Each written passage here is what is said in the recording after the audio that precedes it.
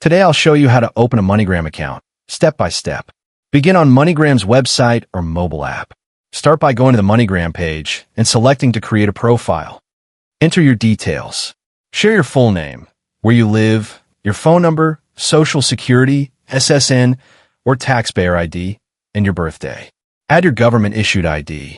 You'll be asked to submit a valid, unexpired ID. Finish your registration. The application usually takes just a few minutes. Most accounts are approved almost instantly after you submit your details. Access via app on your phone. Once approved, you can manage your MoneyGram account right from the app on your iOS or Android device. By the way, if you're looking for a smarter alternative to MoneyGram, I strongly recommend Wise. I use it myself. It's hands down one of the best ways to send money, whether it's within the US or to friends and family overseas.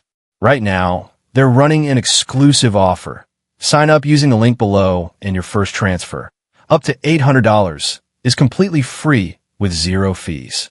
Wise consistently beats banks and other payment services on fees and exchange rates, and the reviews speak for themselves.